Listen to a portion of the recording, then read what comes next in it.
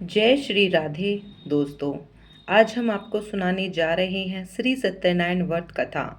पूजा विधि। व्रत करने वाला पूर्णिमा व संक्रांति के दिन प्रातः अथवा सायंकाल को स्नान आदि से निवृत्त होकर पूजा स्थान में आसन पर बैठकर श्रद्धा पूर्वक श्री गौरी गणेश वरुण विष्णु आदि सब देवताओं का ध्यान करके पूजन करे और संकल्प करे कि मैं सत्यनारायण स्वामी का पूजन तथा कथा श्रवण सदैव करूंगा। पुष्प हाथ में लेकर नारायण का ध्यान करे।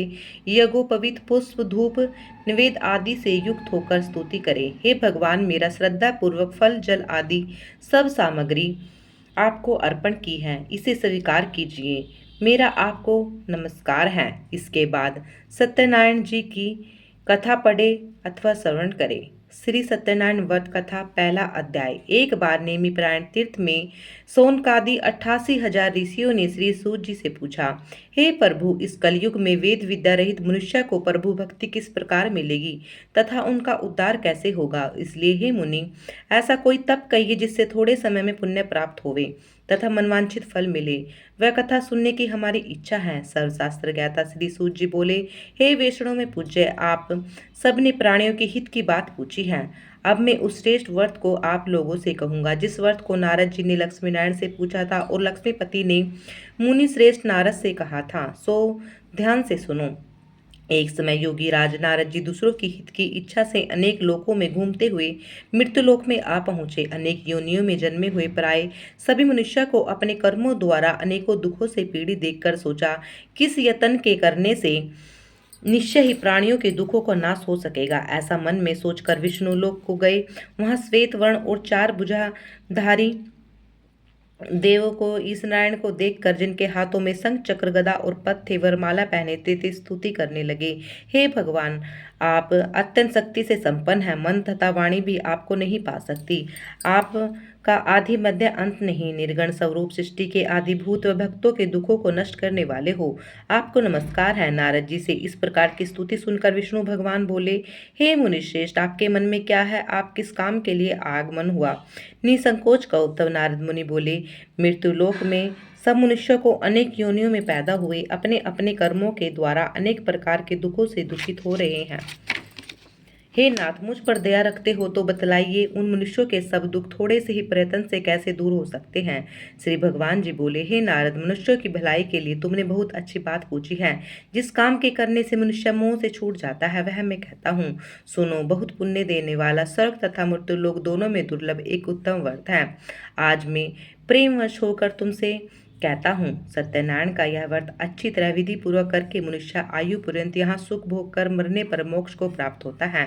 श्री भगवान के वचन सुनकर नारद मुनि बोले, उस व्रत का फल क्या है? क्या विधान है और किसने यह व्रत किया और किस दिन यह व्रत करना चाहिए? विस्तार से कहिए। भगवान बोले, दुख शोक आदि को दूर करने वाला, धन धान्य को बढ़ाने वाला, सौभाग्य तथा संतान को देने वाला यह व्रत सब स्थानों पर विजय करने वाला है।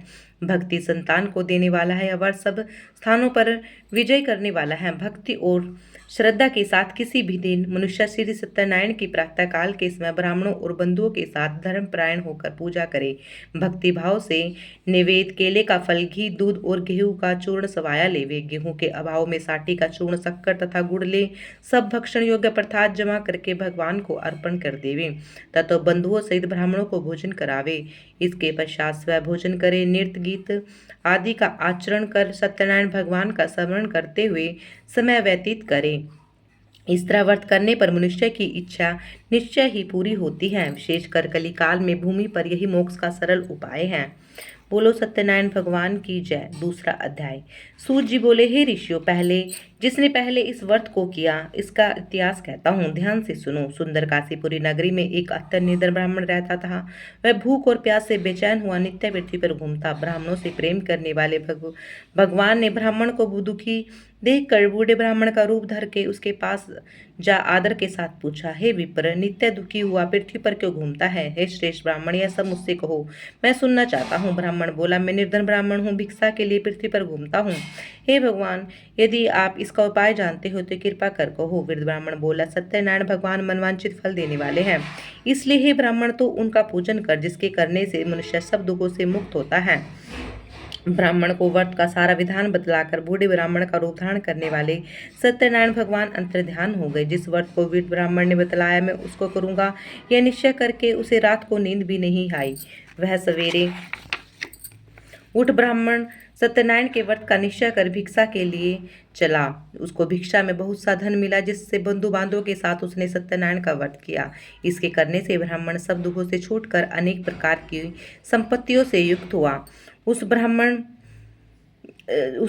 समय से वह ब्राह्मण हर मास व्रत करने लगा। इस तरह सत्यनारायण भगवान के व्रत को जो करेगा मनुष्य सब दुखों से छूट जाएगा। इस तरह नारद जी से नारायण का कहा हुआ यह व्रत मैंने तुमसे कहा। हे विप्र, मैं अब और क्या कहूँ। ऋषि बोले, हे मुनीश्वर, संसार में इस ब्राह्मण से सुनकर किस किसने व्रत किया, हम यह सब सुनना चाहते हैं। इसके लिए हमारे मन में श्रद्धा है। सूत जी बोले, हे ऋषियों, जिसने इस व्रत को किया वह सब सुनो।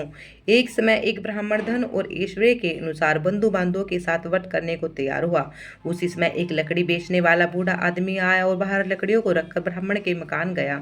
प्यास से दुखी लकड़हारा उनको व्रत करते देखकर ब्राह्मण को नमस्कार कर कहने लगा, आप यह क्या कर रहे हैं और उसके करने से क्या फल मिलता है, कृपा करके मुझे कहो। ब्राह्मण ने कहा, सब मनोकामनाओं को पूरे करने वाला यह सत्यनारायण भगवान का व्रत है।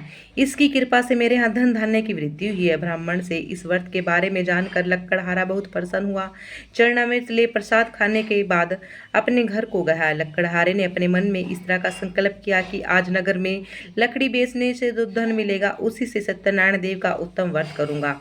यह मन में विचार कर वह बूढ़ा आदमी लकड़ियां अपने सिर पर रखकर जिस नगर में धनवान लोग रहते थे वह ऐसे सुंदर नगर में गया। उस रोज वहां उसे उन लकड़ियों का दाम पहले से चौगुना मिला। तब तो वह बूढ़ा लकड़हारा दाम ले अति प्रसन्न होकर पक्के केले की पुली, शक्कर, घी, दूध, दही और गेहूं का आटा आदि सत्यनारायण भगवान के व्रत की कुल सामग्री को लेकर अपने घर गया। फिर उसने अपने भाइयों को बुलाकर विधि के साथ भगवान जी का पूजन और व्रत किया। उस व्रत के प्रभाव से वह बूढ़ा लकड़हारा धन, पुत्र आदि से युक्त हुआ और संसार के समक्ष सुख भोग कर बैकुंठ को चला गया। बोलो सत्यनारायण भगवान की जय। तीसरा अध्याय। सूत जी बोले, हे श्रेष्ठ मुनियों, अब आगे की कथा कहता हूँ, सुनो। पहले समय में उल्का नाम का एक बुद्धिमान राजा था। वह सत्यवक्ता और जितेंद्रिय था। प्रतिदिन देव स्थानों पर जाता, गरीबों को धन देकर उनके कष्ट दूर करता। उसकी पत्नी कमल के समान मुख वाली सती साध्वी थी। भद्रशिला नदी के तट पर उन दोनों ने श्री सत्यनारायण का व्रत किया। उस समय वह एक साधु वेश्या आया। उसके पास व्यापार के लिए बहुत सा धन था। वह नाव को किनारे पर ठहरा कर राजा के पास गया और राजा को व्रत करते देखकर विनय के साथ पूछने लगा, हे राजन, भक्ति युक्त चीज से आप क्या कर रहे हैं? मेरी सुनने की इच्छा है, सो आप यह मुझे बताइए। राजा बोला, हे साधु, अपने बंधुओं के साथ पुत्र आदि की प्राप्ति के लिए महाशक्तिमान सत्यनारायण भगवान का व्रत का पूजन किया जा रहा है। राजा के वचन सुनकर साधु आदर से बोला, हे राजन, मुझसे भी इसका विधान कहो, मैं भी आपके कथानुसार इस व्रत को करूंगा। मेरी भी कोई संतान नहीं है और इससे निश्चय ही होगी। राजा ने सब विधान सुन व्यापार से निवृत्त हो वह आनंद के साथ घर गया और अपनी स्त्री को सारा विधान सुनाया। और राजा को बताया कि मेरी भी कोई संतान नहीं है, मैं निश्चय व्रत करूंगा। राजा से विधान सुनकर व्यापार से निवृत्त हो आनंद के साथ घर गया। साधु ने अपनी स्त्री से संतान देने वाले इस व्रत का समाचार सुनाया और कहा कि जब मेरी संतान होगी तब मैं इस व्रत को करूंगा। साधु ने ऐसे वचन अपनी स्त्री लीलावती से कहे। एक दिन उसकी स्त्री लीलावती पति के साथ आनंदित हो, संसारिक धर्म में प्रवृत्त हो, सत्यनारायण भगवान की कृपा से गर्भवती हो गई और 10वें महीने में उसके एक सुंदर कन्या का जन्म हुआ। दिनों दिन वह इस तरह बढ़ने लगी जैसे शुक्ल पक्ष का चंद्रमा बढ़ता है। कन्या का नाम लीलावती रखा गया। तब कलावती ने मीठे शब्दों में अपने पति से कहा, जो आपने संकल्प लिया था भगवान का व्रत करूंगा तो आप उसे करिए। साधु ने कहा, कलावती, पितृगृह में वृद्धि को प्राप्त हो गई। साधु ने जब नगर में सखियों के साथ अपनी पुत्री को देखा तो दूत बुलाकर कहा, पुत्री के वास्ते कोई सुयोग्य वर देख कर लाओ। साधु की आज्ञा पाकर दूत कंचन नगर पहुंचा। वहां एक बड़ी खोज कर देखभाल कर लड़की के लिए सुयोग्य वणिक पुत्र ले आया। उस योग्य लड़के को देखकर साधु ने अपने बंधु बांधवों सहित प्रसन्नचित्त अपनी पुत्री का विवाह कर दिया, किंतु दुर्भाग्य से विवाह के समय भी व्रत करना भूल गया। तब श्री भगवान क्रोधित हो गए, श्राप दिया कि तुम्हें दारुण दुख प्राप्त होगा। अपने कार्य में कुशल साधु बनिया जमाता सहित समुद्र के समीप स्थित रतनपुर नगर में गया। वहां दोनों ससुर जमाई चंद्रकेतु राजा के उस नगर में व्यापार करने लगे। एक रोज भगवान सत्यनारायण की कृपा से माया से प्रेरित होकर चोर राजा का धन चुराकर भागा जा रहा था, किंतु राजा के दूतों को आता देखकर चोर ने घबराकर भागते हुए राजा के धन को वहीं चुपचाप रख दिया जहां ससुर जमाई ठहरे हुए थे।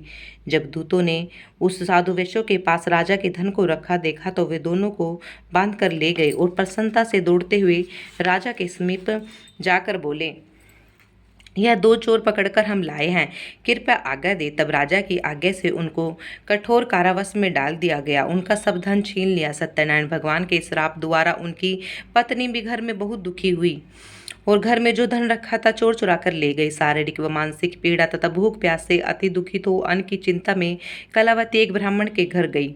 वहां उसने सत्यनारायण भगवान का व्रत होते देखा, फिर कथा सुनी और प्रसाद ग्रहण कर रात को घर आई। माता ने कलावती से कहा, हे पुत्री, अब तक कहा थी और तेरे मन में क्या है? कलावती बोली, हे माता, एक ब्राह्मण के घर श्री सत्यनारायण भगवान का व्रत देखा। कन्या के वचन सुनकर लीलावती भगवान के पूजन की तैयारी करने लगी। लीलावती ने परिवार और बंधुओं सहित श्री सत्यनारायण भगवान का पूजन किया और वर मांगा, मेरे पति और दामाद शीघ्र घर आ जावे। साथ ही प्रार्थना की, हम सबका अपराध क्षमा करो। सत्यनारायण भगवान इस व्रत से संतुष्ट हो गए और राजा चंद्रकेतु को स्वप्न में दर्शन देकर कहा, हे राजन, दोनों वेश्यों को प्रातः ही छोड़ दो, मैं तुम्हारा सब धन छीन लूंगा। जो तुमने ग्रहण किया है दे दो, नहीं तो मैं तेरा धन, राजा पुत्र आदि सब नष्ट कर दूंगा। राजा से ऐसे वचन कहकर भगवान अंतर्ध्यान हो गए। प्रातःकाल जब राजा चंद्रकेतु ने सभा में अपना स्वप्न सुनाया, फिर दोनों वणिक पुत्रों को कैद से मुक्त कर सभा में बुलाया।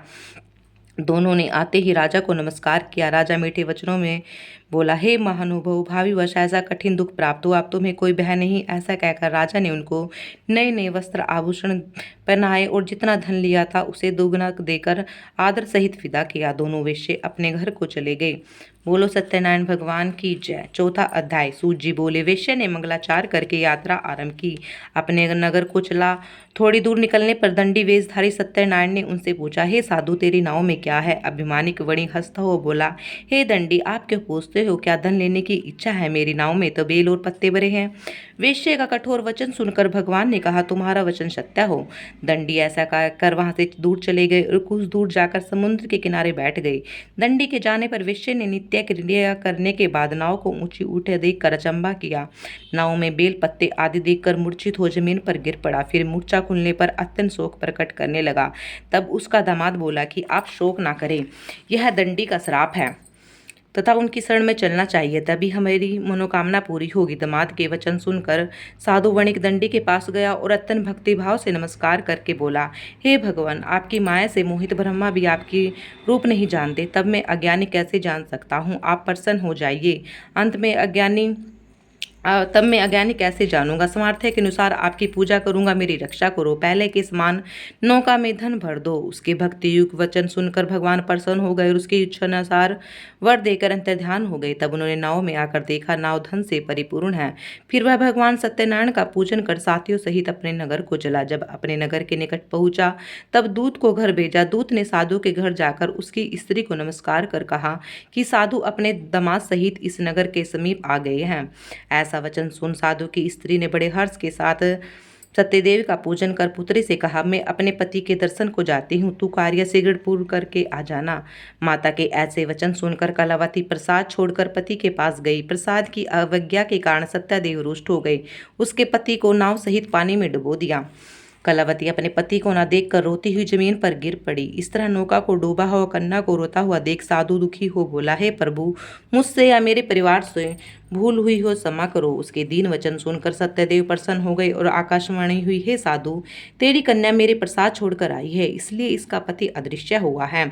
यदि वे घर जाकर प्रसाद खाकर लौटे तो इसे पति अवश्य मिलेगा।